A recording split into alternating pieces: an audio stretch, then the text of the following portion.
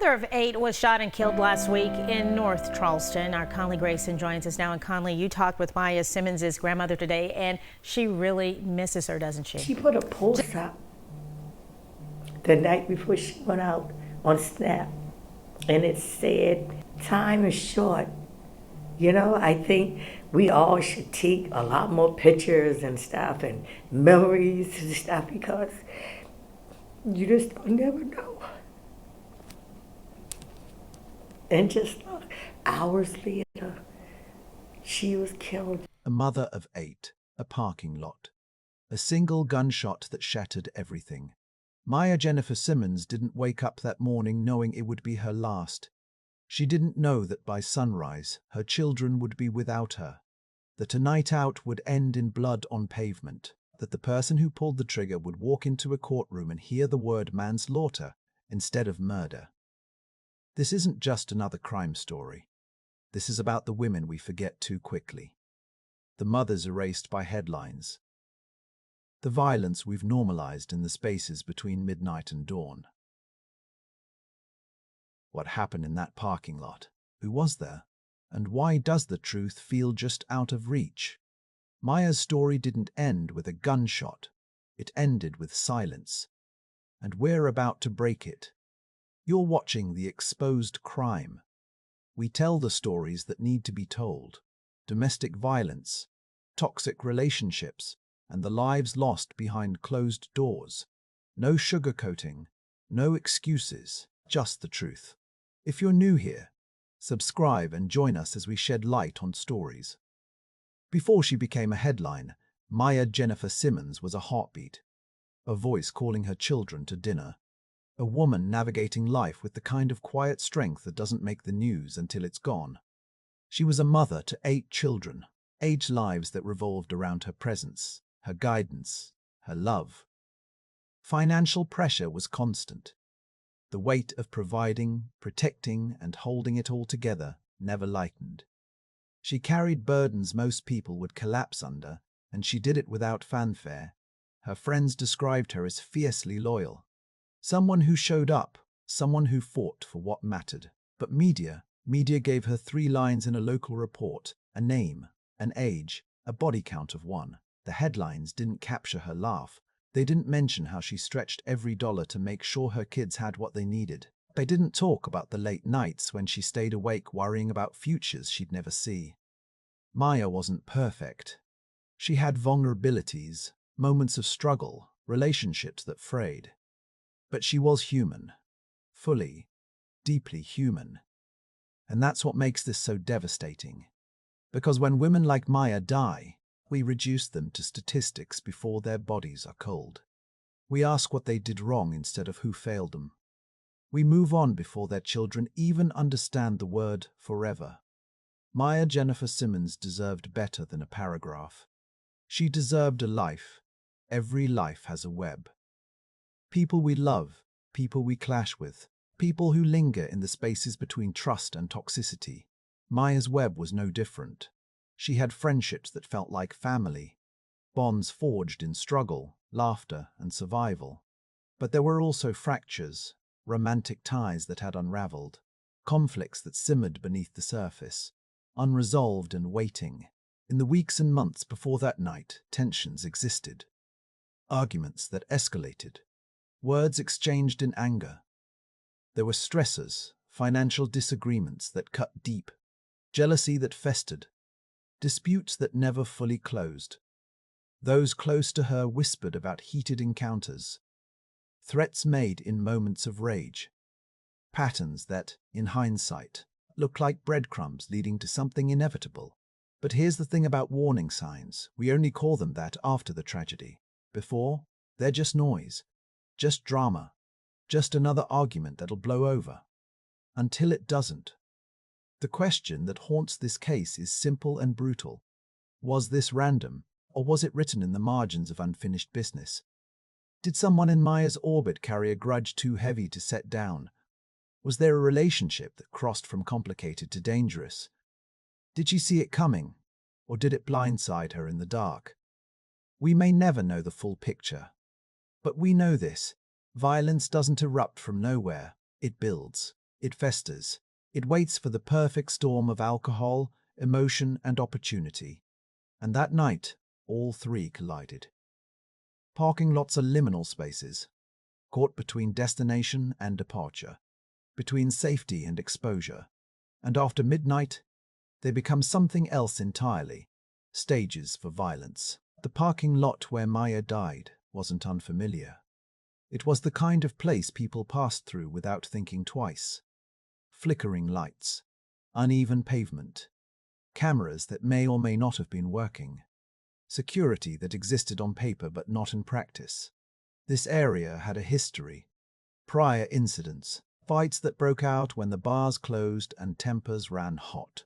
Police response times that stretched longer than they should have because this neighborhood wasn't a priority. Late-night spaces like this one are dangerous for women in ways we don't talk about enough. Alcohol flows freely.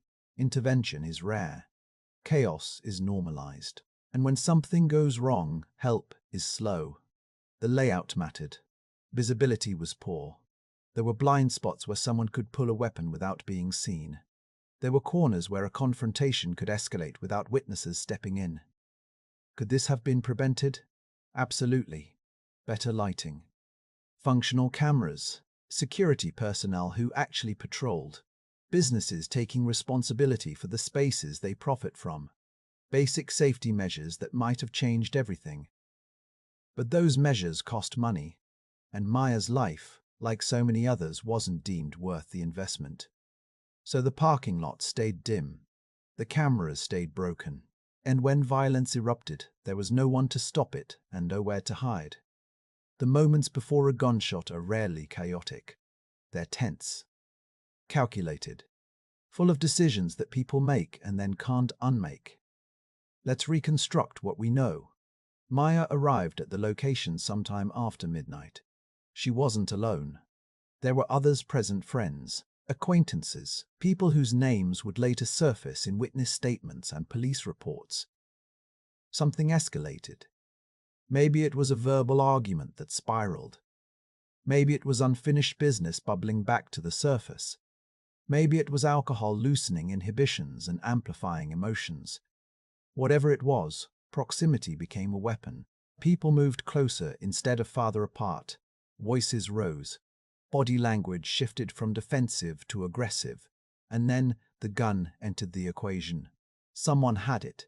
Someone brought it into that space, into that moment. The question is, when did it appear? Was it already there, tucked into a waistband, waiting? Or was it retrieved? A deliberate escalation. Witnesses saw things, not everything, but enough. They saw the space between people shrink. They saw gestures that signaled danger. They saw the critical seconds before the shot, the moments where intervention was still possible. But intervention didn't come. And then came the sound, the crack of a gunshot cutting through the humid night air. The moment where time fractured and everything before became the last time. This wasn't a blur. Decisions were made. Someone chose to pull that trigger. Someone chose to aim. Someone chose to aim. Someone chose to end a life. And Maya never got to choose anything again. The sound of a gunshot does something to people. It freezes some, sends others running, turns the world into a fractured, surreal nightmare. Maya fell. Around her, chaos erupted. Screams, panic, people scattering like they could outrun what had already happened. Some froze, unable to process what they'd just witnessed. Others fumbled for phones, hands shaking as they dialed 911. How fast did help arrive? Not fast enough. Never fast enough. Emergency responders came, but the golden hour had already started ticking down. Paramedics worked on her in that parking lot under flickering lights, surrounded by people who'd gone silent with shock. They rushed her to the hospital. Doctors tried, but some wounds are beyond repair. Maya Jennifer Simmons was pronounced dead in the early hours of the morning. Somewhere, a phone rang. A family member answered, voice thick with sleep, not yet knowing that everything was about to shatter. The words came, "There's been an incident." And just like that, 8 children woke up to a world without their mother. No warning, no goodbye, just absence. The emotional fallout was immediate and catastrophic. Calls were made, relatives scrambled, children cried for someone who would never answer again. In those minutes between the gunshot and the death, between the chaos and the silence who failed her, the shooter obviously, but also the systems that made that parking lot unsafe, the witnesses who didn't intervene, the society that normalizes guns and violence until they're background noise. Maya bled out while the world kept spinning. And that's the part we can't forget. Every crime has a face, a name, someone who made a choice and now has to answer for it. The suspect in Maya's death was identified quickly. Someone she knew, someone in her orbit, someone whose relationship to her would raise questions about motive, history, and what had been building beneath the surface. The charges came down: manslaughter, not murder. Manslaughter. That word sits heavy. It implies accident, lack of intent, a moment of recklessness rather than malice. It's the legal system's way of saying this wasn't planned. But to Maya's family, it feels like a slap, like the law is minimizing what was taken from them.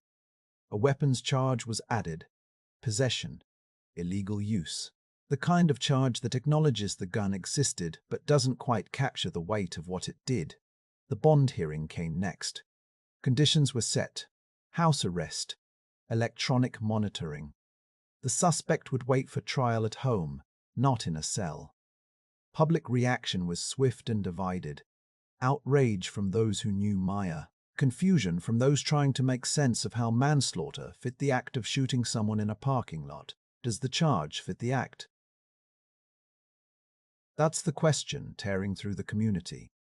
Because here's the thing: when you pull a trigger, you make a choice. When you aim a gun at another human being, you accept the possibility of taking their life. Intent might be murky, but consequence is crystal clear. Maya is dead, and the person responsible is home, waiting, breathing. That's the justice system at work. And it doesn't feel like justice at all. The difference between manslaughter and murder isn't just legal jargon. It's years in prison. It's how society values a life. It's the message we send about who deserves accountability. Legally, murder requires intent, premeditation, a clear decision to end a life. Manslaughter, on the other hand, covers recklessness, heat of passion, moments where someone didn't plan to kill but did anyway. But to families, these distinctions are cold comfort. Maya's children don't care about legal definitions. They care that their mother is gone and the person who took her is eligible for bond. Look at patterns in similar cases. Gender plays a role. Race plays a role. Race plays a role. Socioeconomic status determines access to lawyers, to favorable plea deals, to sentences that don't match the harm caused. Women, especially black women, especially mothers, are often erased from their own narratives. Their deaths are minimized. Their killers get lenient charges. The system moves on quickly because it was never designed to center their pain. Bail and bond disparities are blaring. Some people sit in jail for months, awaiting trial for non-violent offenses. Others walk free after taking a life because they can afford a lawyer who knows which strings to pull. The silence of institutions is deafening. No press conferences demanding justice. No public outcry from officials. Just paperwork and procedures, and the grinding machinery of a system that treats human lives like case numbers. Would this look different if Maya was someone else? If she were wealthier? Whiter? If her death had happened in a different neighborhood? The answer is uncomfortable, and that's exactly why we need to ask it. 8 children, 1 mother, gone. Think about that number. 8 lives completely upended in a single night. 8 futures rewritten without consent.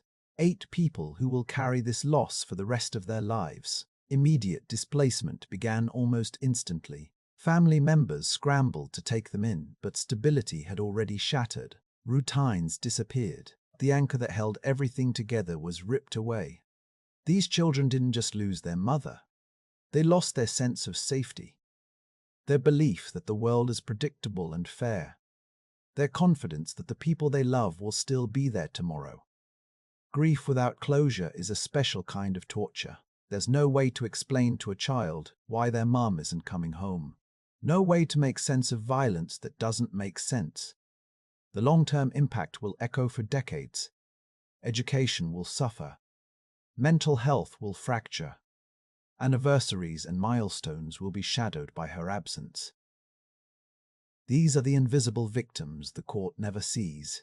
When the judge reads charges and sets bail, when lawyers argue over intent and evidence, when the media moves on to the next story, these children are still here.